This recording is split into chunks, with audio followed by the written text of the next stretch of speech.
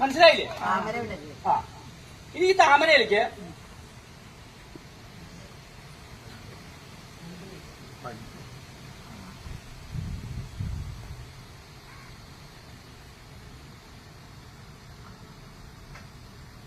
എന്താണെന്ന് തോന്നിയേ? അതിലൊക്കെ അറിയാം എല്ലാവർക്കും.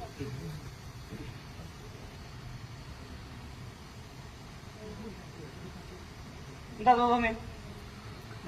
നിശബ്ദതയാണല്ലോ കുറച്ചുകൊണ്ട്. കണ്ണാൻ തോന്നിയില്ലേ?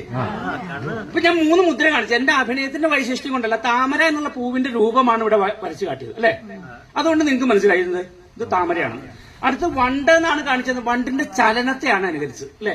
3 ഇവിടെ കാണിച്ചത്. ഇവിടെ കാണിച്ച ഭസ്മം കുരുടാന്ന് വിചാരിക്കുന്നു. ഇവിടെ കാണിച്ചപ്പോ നിങ്ങൾക്ക് തോന്നിയത് കണ്ണുമായിട്ട് ബന്ധപ്പെട്ടെന്താണ് അല്ലെ. അപ്പൊ ഒരു വസ്തുവിന്റെ രൂപം, ചലനം, സ്ഥാനം ഇവയെ അടിസ്ഥാനമാക്കിയിട്ടാണ് കഥകളിയിൽ മുദ്ര ഉണ്ടായത്.